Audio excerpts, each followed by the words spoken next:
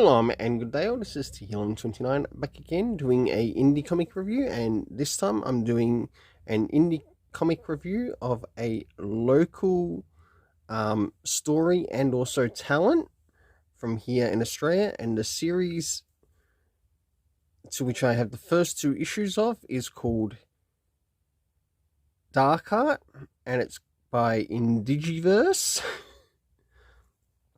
So moving into first things first, and that is the covers. Now, do these covers in any way, shape or form connect to something that is happening inside with the story?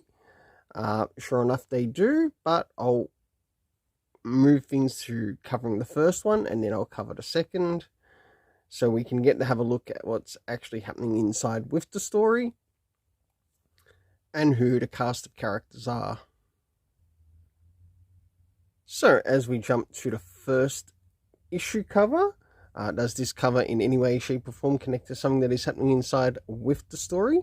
Sure enough it does, to which we see on the cover of this story that someone known who we'll get to know as Wanu, and he's like considered an elder of the land, and he also protects sort of like the people from demons that inhabit the land, which is really interesting.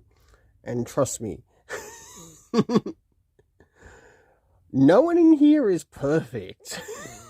And I like that. It's a really good execution. So a 7.5 for the cover. Now it's time to move into the internal art. So I'll cover the first one before going into the second one, and we'll get to have a look into the second, but we'll have a look at what's happening in the first issue before we move into the second.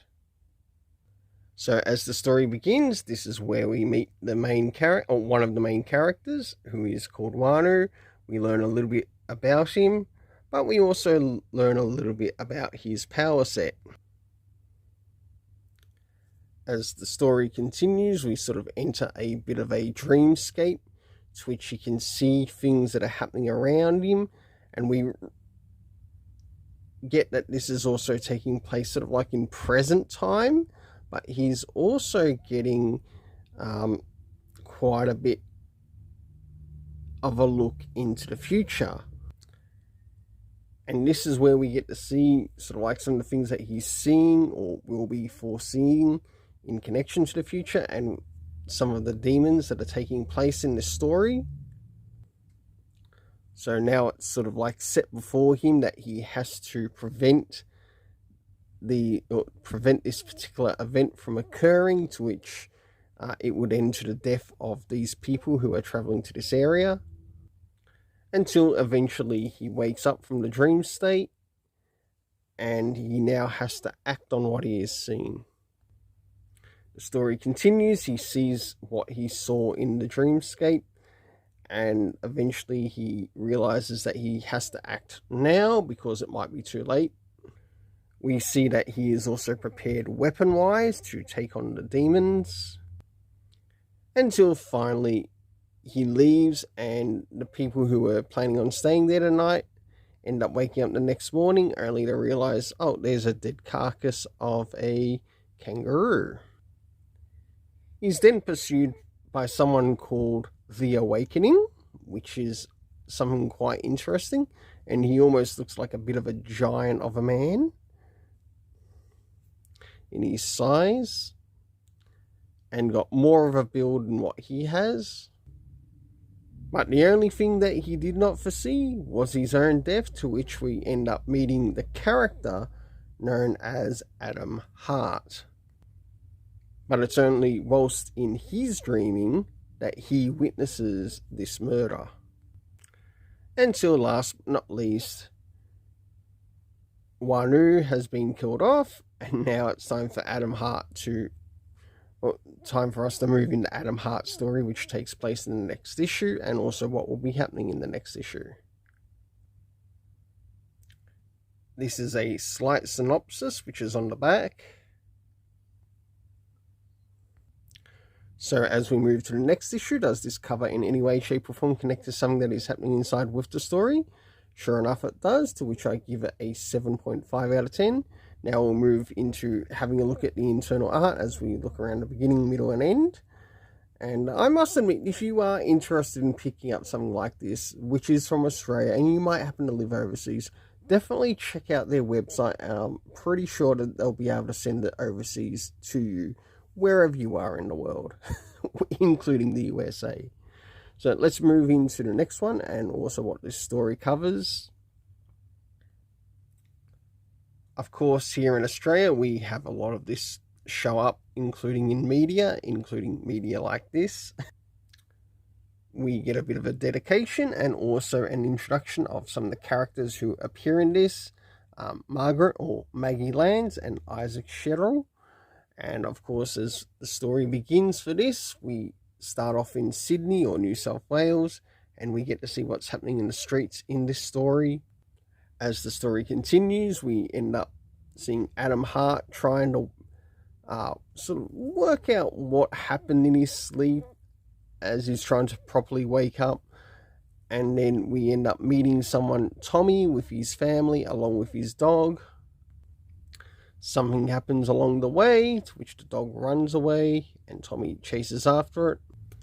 Until, of course, we end up with the demons that we sort of see in the first one, but they're different in appearance this time because we're in, like, the city.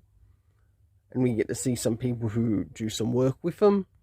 Until finally, Adam Hart wakes up, has a bit of an experience there. We move into some of the things that are happening in the city once again.